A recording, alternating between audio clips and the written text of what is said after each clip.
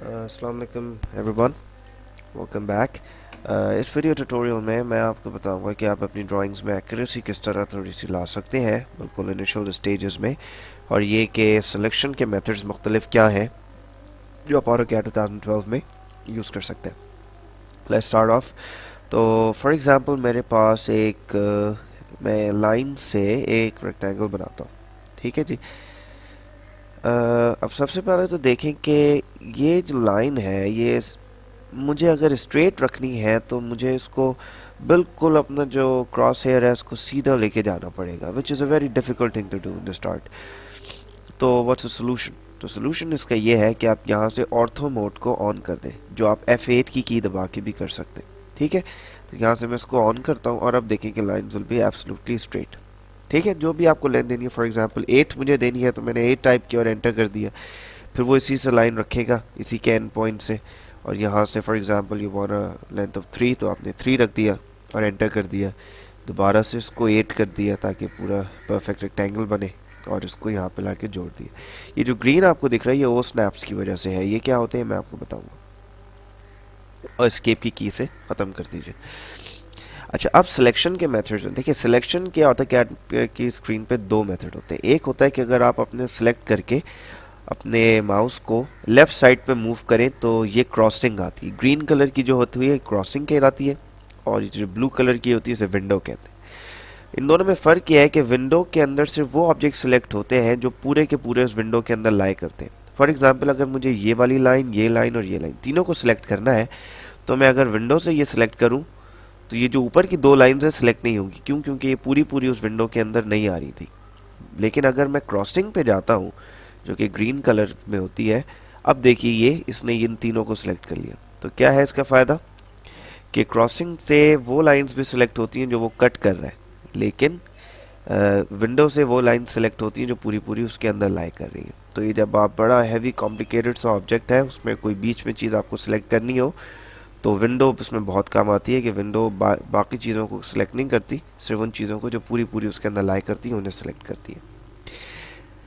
Next ये चीज़ important है कि ऑर्थो, और ऑर्थो का तो मैंने आपको बता दिया किस तरह स्ट्रेट लाइंस बना सकते हैं।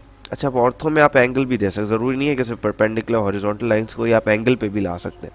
फॉर एग्जांपल अभी ऑर्थो मोड ऑन है और मुझे अगर लाइन बनानी है लेट्स से 30 डिग्री के एंगल पे, तो मैं इस पॉइंट से स्टार्ट करता हूँ। मैं अपनी लेंथ बता दूँ उसको, लेंथ मुझे फॉर एग्जांपल चाहिए 5, और अगर मैं टैब की दबाऊँ अपने कीबोर्ड पे तो ये एंगल के उस पर शूट करता है। तो एंगल मुझे चाहिए लेट्स से 30 डिग्रीज़ का, तो मैंने 30 एंटर किया और एंटर दबा दिया। तो भले ही ऑर्थो मोड ऑन है लेकिन मैं एंगल और लेंथ ऐड करूँ तो वो किसी एंगल पे भी लाइन को बिल्कुल लेकिन स्ट्रेट रखते हुए, लाइन टेढ़ी मेढ़ी नहीं होगी कहीं से, तो ये ऑर्थो मोड का बहुत ज़्यादा फ़ायदा है। और ज़्यादातर जनरल ड्राइंग्स में अगर इसमें बहुत कर्व्स वगैरह ना हो तो उसमें ये ऑर्थो कमांड ही यूज़ करते हैं। उसके बाद एक इसके सेकंड चीज़ है ओ स्नैप्स। ओ स्नैप है कि आपकी ड्राइंग एक्यूरेसी को बहुत ज़्यादा बढ़ा देते हैं। सपोज़ मुझे एक लाइन स्टार्ट करती है तो अगर ओ स्नैप में अभी मैं बताऊंगा ओ स्नैप में ऑप्शंस भी होते हैं, लेकिन ये देखें ये होते हैं एंड पॉइंट्स जो दो बिल्कुल एंड के होते हैं। इन पे देखें खुद ब खुद आप लेके जाएंगे तो ये माउस स्नैप कर रहा है ताकि आपकी एक्यूरेसी बहुत अच्छी हो जाए। अगर ये ओ स्नैप ऑन ना हो तो बहुत मुश्किल होगा। फॉर एग्जांपल मैं इसको ऑफ़ करूं, अब देखिए अब मुझे इसको लाने में कितना टाइम लगेगा। तो इसमें बेवकूफ़ी वाली बात है कि अगर मैं ओ स्नैप सेलेक्ट ना करूं इस केस में, लेकिन कहीं कहीं आपको ऑफ भी करना होता है। तो ओ स्नैप ये, इसके अलावा ये मिड पॉइंट्स होते हैं, ठीक है। इसके अलावा फॉर एग्जांपल अगर मैं एक सर्कल बनाऊं, अब ओ स्नैप ऑन है, अगर मुझे अब कुछ और ड्रॉ करना है इससे तो अब देखें सर्कल के ये जो क्वाड्रेंट्स होते हैं 4, ठीक है, इनको सिलेक्ट करता है, इसके सेंटर को सिलेक्ट करता है। तो सर्कल का सेंटर, क्वाड्रेंट्स, ये एंड पॉइंट्स हो गए। किसी भी दो लाइंस की इंटरसेक्शन जो होती है, फॉर एग्जांपल इधर इन दो लाइंस की इंटरसेक्शन है तो इसको भी सिलेक्ट करता है। इसके अलावा अगर परपेंडिकुलर है और क्या क्या इसमें होता है, आप इस पर राइट क्लिक कीजिए तो ये इस पर आ जाएगा बना हुआ कि कौन कौन सी चीज़ें जो भी हाईलाइटेड है वो सिलेक्टेड है। लेकिन अगर आपको सेटिंग्स पे जाना है तो यहाँ पे आप सेटिंग्स पे जाए तो अब यहाँ से आप किसी भी चीज़ को सिलेक्ट कर सकते हैं। तो इधर देखिए and point, mid point, centre, quadrant, intersection, extension भी इंपॉर्टेंट है लेकिन वो आगे की बात है, वो अभी आप छोड़िए।